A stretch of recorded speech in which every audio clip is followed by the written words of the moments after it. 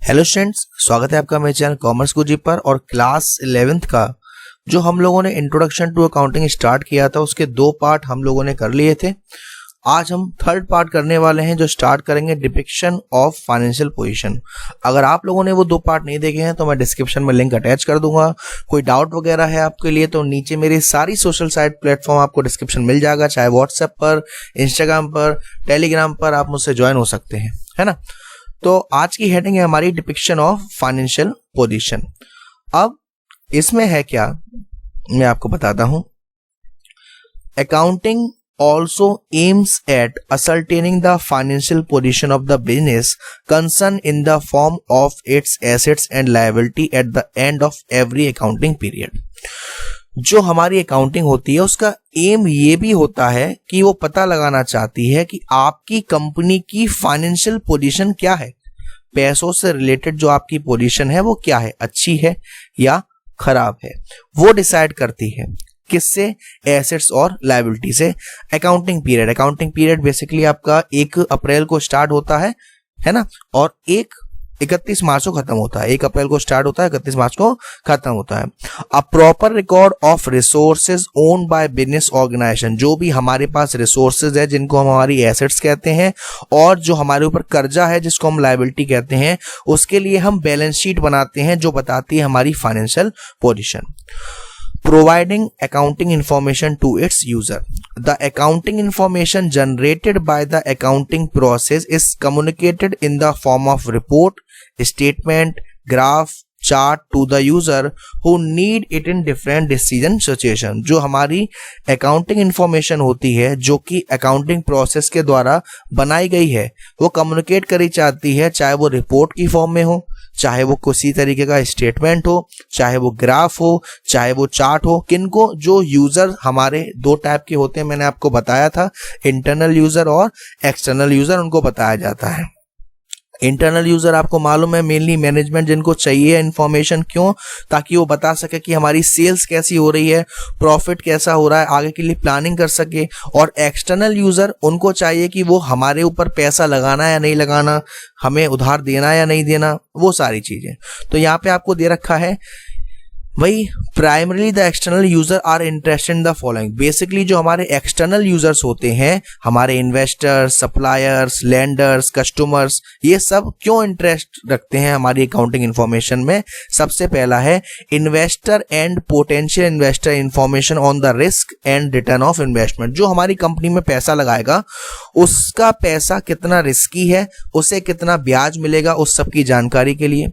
Union and employ group information on the stability, profitability and distribution of wealth with in the business. जो हमारी company के employ हैं उनको इसलिए चाहिए कि आगे ये कंपनी में हम काम करेंगे तो सही रहेगा या नहीं, कंपनी कब तक रहेगी। लेंडर्स एंड फाइनेंशियल इंस्टीट्यूशन, जो हमें पैसा देते हैं वो ये देखते हैं कि भाई हमारी पे करने की औकात है या नहीं। सप्लायर कैटर्स देखते हैं कि ये कितने अमाउंट तक हमें पेड कर सकते हैं, कितना सामान पहुंचाना है। कस्टमर देखते हैं इनका बिजनेस कैसा है। गवर्नमेंट देखती है कि ये सारे रूल्स एंड रेगुलेशन पर काम कर रहे हैं नहीं कर रहे। सोशल रेस्पॉन्सिबिलिटी देखी जाती है कि हम समाज के लिए कुछ कर रहे हैं नहीं कर रहे। ये सारे पॉइंट्स के लिए हमारा जो भी इंफॉर्मेशन है वो काफी यूजफुल रहती है, एक्सटर्नल के लिए भी और इंटरनल के लिए भी। अब आपसे कहा गया role of accounting. Role of accounting क्या है? For century the role of accounting has been changing with in change in economic development and increasing societal demand. काफी सालों से जो हमारी अकाउंट्स है वो चेंज होती जा रही है एज पर हमारी डिमांड के लेकर, इकोनॉमिक कंडीशन को लेकर। It describe at analyse a mass of data of an enterprise through measurement, classification, summarisation and reduce those data into report and statement which show the financial condition and result of operation of that enterprises. इसमें क्या होता है हमारी accounting में? हमारी accounting में हमारा जो भी डाटा है, जो भी हमने क्लासीफाई किया, क्लासीफाई के बाद हमने समराइज किया, रिड्यूस किया और उसको रिपोर्ट और स्टेटमेंट में कन्वर्ट कर दिया, जिससे हमारी कंपनी की फाइनेंशियल कंडीशन मालूम पड़ती है। हमारी कंडीशन कैसी है तो आपको मालूम है, इसको हम लैंग्वेज ऑफ बिजनेस कहते हैं। तो यहां तक था आपका। देन उसके बाद आपको आता है बेसिक टर्म्स इन अकाउंटिंग, यानी कि जब भी आप ये अकाउंट पढ़ोगे यहाँ पर बहुत सारे टर्म्स ऐसे आएंगे जो आपको बार बार पढ़ने पड़ेंगे और वो आपको आने ही चाहिए समझ में। तो जिसको हम कहते हैं बेसिक टर्म्स इन अकाउंटिंग। सबसे पहला है एंटिटी। एंटिटी का मतलब होता है, entity means a reality that has a definite individual existence. Business entity means a specifically identifiable business enterprise like super Bazaar, hire jeweller, ITC limited. यानी कि बिजनेस में जो हमारा ओनर है यानी कि मालिक है वो और उसका जो बिजनेस है दोनों को अलग रखा जाता है। अलग इसलिए रखा जाता है कि उस बिजनेस की भी अपने आप में एक पहचान होनी चाहिए। जैसे पेटीएम एक बिजनेस एंटिटी है और पेटीएम का मालिक अलग है, ये एंटिटी कंसेप्ट होता है। यहाँ पे आपने एग्जांपल देखा आईटीसी लिमिटेड, आईटीसी एक एंटिटी है, सैमसंग एक एंटिटी है, आईफोन एक एंटिटी है और इसका ओनर अलग है, इसको हम कहते हैं एंटिटी। ट्रांजैक्शन हमने पढ़ा ही है, an event involving some value between two और more entities. It can be purchase of goods, receipt of money, payment to a creditor, incurring expenses etcetera.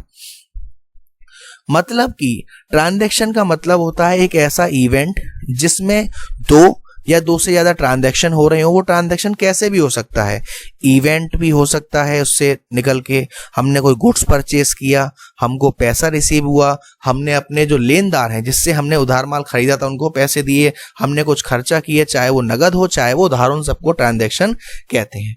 Assets Assets are economic resources of an enterprises that can be usefully expressed in monetary terms। जो हमारी assets होती हैं वो economic resources होते हैं हमारी company के और वो usefully express किए जाते हैं पैसों में। Assets are item of value used by the business in its operation। जो हमारी assets होती हैं उनकी अपने आप में कोई ना कोई वैल्यू होती है जिसको हम बिजनेस में इस्तेमाल कर सकते हैं। For example, super bazaar own a fleet of truck which is used by it for delivering food stuff. The truck thus provide economic benefit to the enterprise. Super bazaar ने अपना एक ट्रक रखे हैं जिससे वो जो गुड्स हैं, खाने पीने की चीजें हैं, वो डिलीवर करती हैं। तो जो ट्रक है उनका, वो उनके लिए क्या है, वो उनके लिए एसेट्स है ना। This item will be shown on the asset side of the balance sheet. हमारी जो बैलेंस शीट होती है उसके दो साइड होती है, एक लेफ्ट हैंड साइड एक right hand side.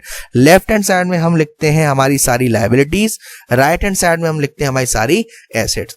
Balance sheet के बारे में हम आगे आगे डिस्कस करेंगे। देखिए यहाँ पर आपको दिख रहा होगा ये एसेट्स हैं, एक तरफ लिखी है नन करेंट एसेट्स और एक तरफ लिखी है current assets.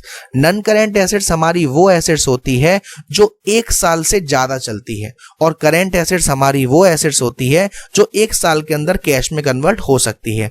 Non current assets के टाइप क्या क्या होते हैं? Fix assets.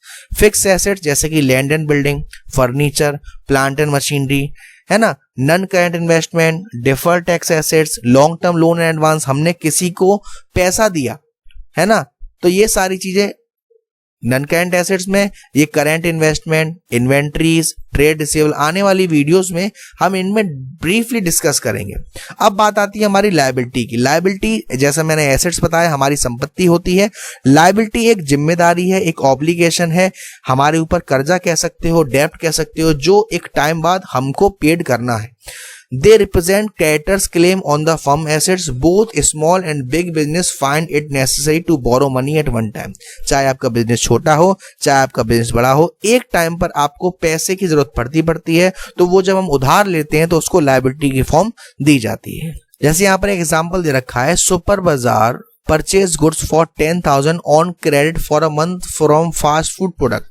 सुपर बाजार जहां से गुड्स मंगवाता है उसने 10,000 के गुड्स उधार मंगवाए, तो ये 10,000 के जो गुड्स आए हैं उधार, ये क्या है? उनके लिए लायबिलिटी है। कौन सी लायबिलिटी? ये क्रेडिटर्स हैं, है ना। तो यहां पर भी आपको दिख रहा होगा कि लायबिलिटी दो तरीके की होती है, एक नन करेंट लायबिलिटी और एक करेंट लायबिलिटी। करेंट लायबिलिटी वो लायबिलिटी होती है जिसको आपको एक साल के अंदर ही पेड करना है, और नन करेंट लायबिलिटी वो लायबिलिटी होती है जो लंबे समय की होती है। कौन कौन सी लायबिलिटी होती है वो दे रखा है, तो आने वाले टर्म में हम इसे भी पढ़ेंगे। देन आता है कैपिटल। कैपिटल क्या होता है? Capital amount invested by the owner in the firm is known as capital. जो हमारा मालिक है उसने बिजनेस में जितना पैसा लगाया है, इन्वेस्ट किया है उसको कैपिटल कहा जाता है। It may be brought in the form of cash और assets by the owner for the business entity. Capital is an obligation and a claim on the assets of business. वो किसी भी फॉर्म में हो सकता है, पैसा लगाया हो सकता है, संपत्ति लगाई हो सकती है ना। और इसको हम कहां शो करते हैं? बैलेंस शीट के लायबिलिटी में कैपिटल साइड में शो करते हैं। फिर आता है आपका सेल्स। सेल्स क्या है? Sales are total revenue from goods और सर्विसेज सोल्ड और प्रोवाइडेड टू कस्टमर। सेल्स में भी कैश सेल्स और कैश सेल। एक तरीके से हमने कुछ बेचा, उसे बेच के जो पैसा आया वो हमारी सेल्स है ना। सेल्स नगद भी हो सकती है और उधार भी हो सकती है। अब रेवेन्यू क्या है sir? These are the amount of the business earn by selling its product और प्रोवाइडिंग सर्विसेज टू कस्टमर। ये वो पैसा है जो हमने किसी चीज को बेच के लिया या हमने अपनी कोई सर्विस को प्रोवाइड किया, उसके बदले हमें पैसा मिला, इसको सेल्स रेवेन्यू कहते हैं। अदर आइटम जो कॉमन है इसमें जैसे कि commission, interest, dividend, royalty, rent receive, revenue को हम इनकम भी कहते हैं। फिर आता है, यहां बच्चे बहुत कंफ्यूज होते हैं कि सर एक्सपेंसेस और एक्सपेंडिचर में फर्क क्या है।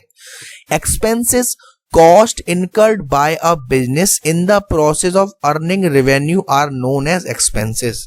हमने किसी चीज पर खर्चा किया ताकि हमें बाद में अर्निंग होगी, पैसा मिलेगा, वो हमारी एक्सपेंसेस कहलाती है। बेसिकली एक्सपेंसेस मेजर करी जाती है कि हमने किस चीज पर कितना खर्चा किया। फॉर एग्जांपल हमारी डेप्रीशिएशन, हमने रेंट दिया, हमने वेजेस दी, हमने सैलरी दी, हमने ब्याज दी, हमने हीटर लगवाया, लाइट एंड वाटर पर चार्ज दिया, ये सब हमारे एक्सपेंसेस है। और एक्सपेंडिचर का मतलब क्या है? स्पेंडिंग मनी और incurring a liability for some benefit. हमने कुछ पैसा खर्च किया है ताकि हमें कुछ बेनिफिट मिलेगा, है ना।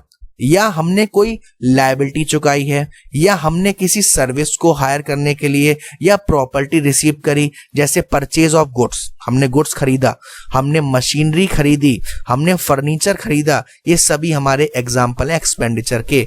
If the benefit of expenditure is exhausted within a year, it is treated as an expense, it is called revenue expenditure. अगर आपका जो खर्चा किया है उस खर्चे का जो लिमिट है वो 1 साल के अंदर ही खत्म हो जाती है तो उसको हम एक्सपेंस कहते हैं और उसको हम रेवेन्यू एक्सपेंडिचर कहते हैं। और अगर 1 साल से ज्यादा चलता है जैसे परचेज ऑफ मशीनरी तो उसको हम कहते हैं कैपिटल एक्सपेंडिचर। ये बहुत इंपॉर्टेंट टर्म है बेटा, रेवेन्यू एक्सपेंडिचर और कैपिटल एक्सपेंडिचर। अगर आपने जो खर्चा किया और उस खर्चे का बेनिफिट आपको 1 साल तक मिलेगा, 1 साल में ही खत्म हो जाएगा तो वो रेवेन्यू एक्सपेंडिचर है, और 1 साल से ज्यादा उसका बेनिफिट मिलेगा तो वो हमारा कैपिटल एक्सपेंडिचर है।